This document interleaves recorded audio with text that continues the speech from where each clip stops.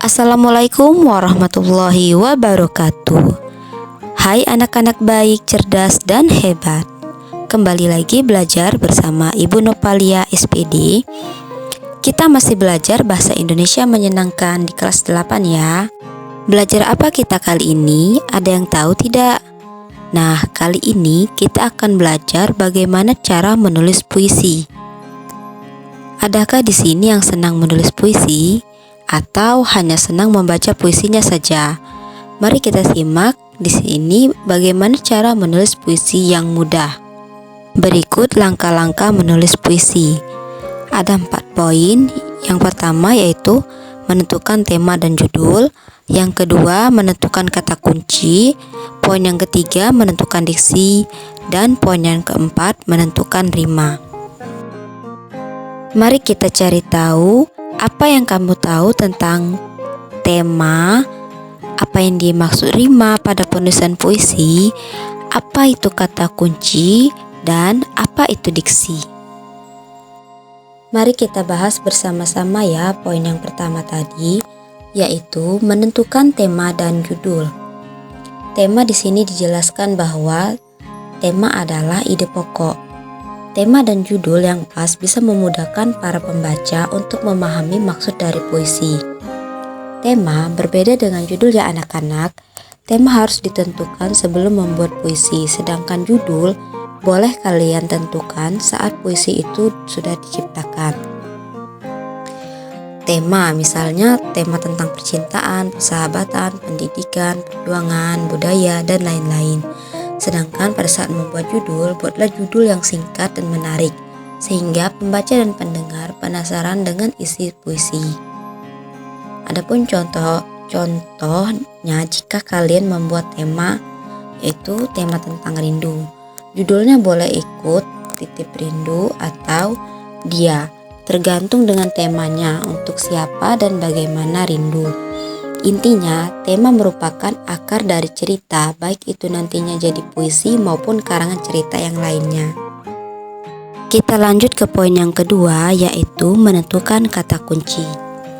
Di sini kata kunci adalah kata-kata yang bisa membantu untuk menjelaskan makna pada puisi. Kalian hanya tinggal mengembangkannya dalam sebuah kalimat atau larik puisi.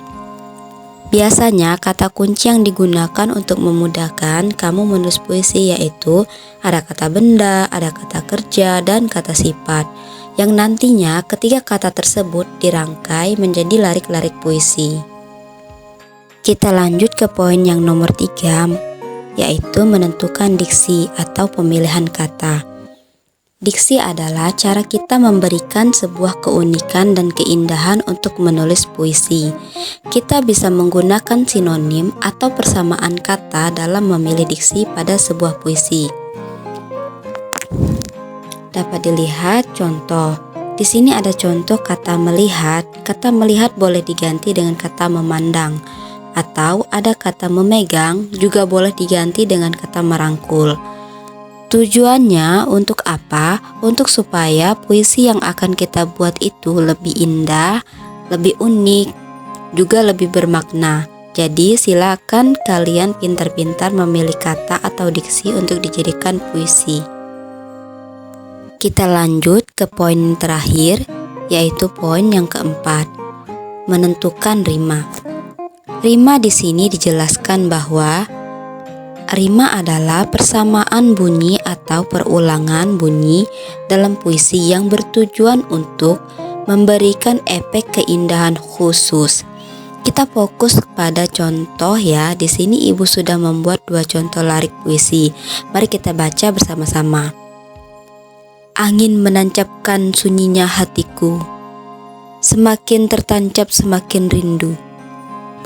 Nah, di situ ada 2 kata terakhir yang diberi tanda merah, yaitu kata hatiku dan rindu. Di mana larik tersebut perulangan bunyinya terdapat pada hatiku dan rindu yang menggunakan huruf vokal akhir. Nah, di situ merupakan rima atau persamaan bunyi akhir. Begitu ya anak-anak. Bagaimana sekarang sudah paham kan hal apa saja yang harus diperhatikan saat akan menulis puisi? Setelah kita mengetahui 4 langkah dalam membuat puisi, maka selanjutnya kembangkan puisi dari larik-larik hingga menjadi bait-bait puisi yang utuh. Adapun trik membuat puisi dengan inspirasi 3 kata. Contoh kata hujan, daun, ranting. Nah, dari ketiga kata tersebut bisa dibuat menjadi puisi. Contohnya, masih tampak bekas hujan semalam, daun-daun jatuh, ranting-ranting patah. Nah, dari ketiga kata tadi bisa kita jadikan sebuah puisi yang utuh. Untuk lebih mudah memahami, maka di sini Ibu memberikan contoh mudah menulis puisi dengan mencari kata kunci dengan tema budaya. Di sini bisa kita perhatikan dan kita cermati video puisi tentang Bumi Sriwijaya. Baiklah, karena kita telah mempelajari cara-cara atau langkah-langkah dalam membuat puisi, maka Ibu akan memberikan tugas. Buatlah puisi dengan tema kebudayaan Sumatera Selatan.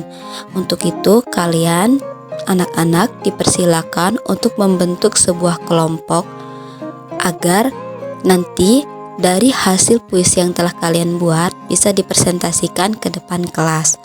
Baiklah, silakan membentuk sebuah kelompok.